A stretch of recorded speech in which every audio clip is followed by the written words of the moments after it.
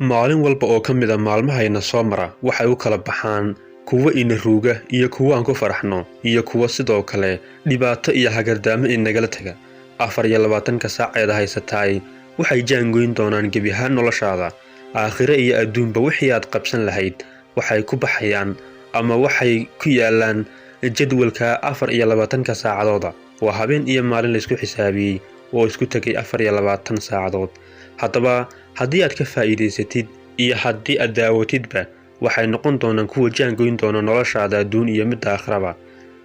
mar walba oo ina soo maro waqti muhiim ah waa xilligaan haysanno jaaniska dhabta ah ee la rabo inaynu tallaabo muhiima qaadno si aan adduun iyo aakhiraba ugu liibaanno haddaba jadwalka ku hor yaalla ee maalin walba ah ee aan sidaas ku soo sheegnay waxaa lagama maarmaana inaan isla meel dhigno qodobo muhiima oo qof walba oo bini'aadama looga baahan yahay dadku waxay u kala baxaan qaybo kala duwan sida dad darbijiif ah dad aad arkaysid iyagoo wax baranaya laakiin aan waxbarashadan dhammaysanayninba iyo sidoo kale dad waxbartay oo aqoon leh oo adduunka wax ku soo kordhiyey iyo sidoo kale dad fikrado gaara xambaarsan oo inagu dhex jira ama sidoo kale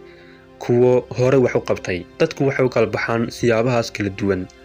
haddaba bal ka waran haddii aad noqotid mid ku foogan ama si gaara u eegaya dadkaas waxay qabteen waxaynu soo qaadanaynaa tusaalaha ninka lagu magacaabo Jack Ma oo ah milyandheer ka soo jeeda dalka Shiinaha si uu u horumariyo waxqabadkiisa ama fikradiisa doonistiisu waxay ahayd in uu af Ingiriiska barto haddaba si uu af Ingiriiska u barto dalkiisa lagama shaqeeyo ama ma jiro goob waxbarasho oo af Ingiriiska lagu dhigo sidaas awgeed waxa uu sameeyay ama wuxuu qaaday tallaabo in dadka ka yimaada dhinaca wadamada reer galbeedka ay joogo goobaha hoteelada inuu u tago kadibna uu halkaas ka raacay ee dalxiiska si uu kaliya u barto af Ingiriiska kuwaas oo waqti dheer inuu la soo joogo ay hubaal ahayd taas oo hadafkiisu ahaa inuu af Ingiriiska ka barto ninkan milyandheerka hadalkiisa oo uu qoray ama markaasi fagaarayaasha uu ka yeedhay waxa ka mid ahaa in dadku ay la yaabeen fikradda ah in internetka wax lagu iibiyo laakiin ay ahayd mid isagu uu xambaarsan yahay oo uu doonaya ama uu dan ka lahaa ama uu arkayay in internetkan horumari doono ilaa ay isku beddeshay mid fursaddii ugu muhiimsanayd ee noloshiisa soo barta oo xilligaas ku beegnayd inuu kobciyo kumbani dhinaca internetka wax ku iibiyo gudaha Shiinaha kadibna adduunka uu ka galay maanta kaalinta labaad ee markaas suuqa xorta ah internetka wax lagu iibiyo marka laga yimaado Amazon inaad guul daraysatahay waa wax caadi ah ama waa muhiim maxaa yeelay guul darradu waa tusaale iyo qiso iyo wax walba oo ku soo mara ay isku xoobsataa markaad meel ka guul daraysatid kadibna waxaad u diyaar garoobi doontaa jaanta labaad ama ciribta labaad in aad qaadid habka ugu saxsan ee ku xaqiijin lahayd waxaas aad ku guul daraysatay ha ka daalin waxa aad doonaysay tusaale ahaan mashruuc ayaad bilowday mashruucii dhexda ayaad kaga tagtay noocuu doonaba ahaadee ama ahaado mid horumarineed ama mid aqoon aad wax ku baranaysid kadibna waxyaabo kale ayaad gashay kiibartii ayuu kugu daayay haddaba maxaad ka sugaysaa waxaynu Soomaali ahaan ku mahmaahnaa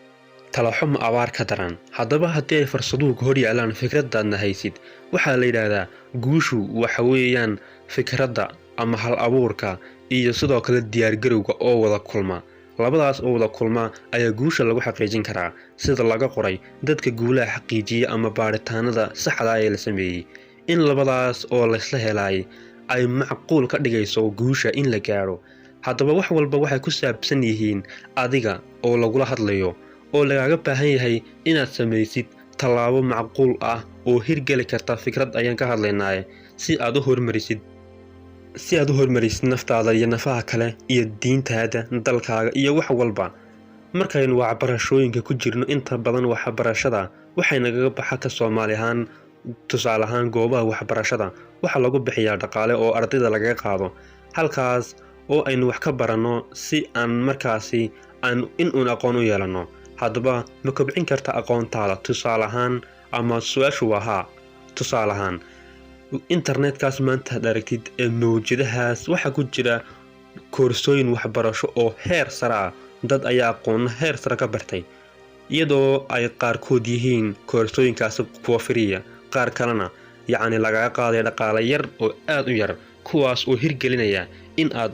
xoobsatid ama aad markaasi Soomaalidu waxay ku maamaada aqoon laan waa iftiin laan. haddaba inaad wax baratahay mar walba waxay muhiim u tahay noloshaada iyo sidoo kale wax walba oo hadaf aad ka leedahay inaad xaqiijisid. tusaale ahaan shay ayaad doonaysaa shaygaana aqoontiisii ma lihid, waxa macquul ah inaad tallaabo degdeg ah qaadid si aad horey halkan uga dhaqaaqdid maalin walba 24 saac ku soo mareen uga faa'iideysid. maxaa yeelay waa inaad wax barataa kadibna aad wixii sii wadaa adoo step ama tallaabo u maraya. wax walbana waxay ka bilaabmaan aaska iyo gunta, mana jirto qof gaadha isagoo sidiisaasa hadafka uu markaasi niyadda ku hayo. wax walba waxay ku yimaadaan ficil. haddii aad haysto fikrad waxaa laga baahan ficil iyo tallaabooyin muhiima. haddaba dadku iyana ku niyad jabin ama saaxiibo xun ayaad yeelan kartaa ama dad u arka shaygaad adigu si fiican u aragtid inuu khaldan yahay, laakiin fikraddu waa mid adiga kaa soo go'day la doonayana inaad hirgelisid oo aad midhaheeda guratid mustaqbalka dhow iyo midka fogba.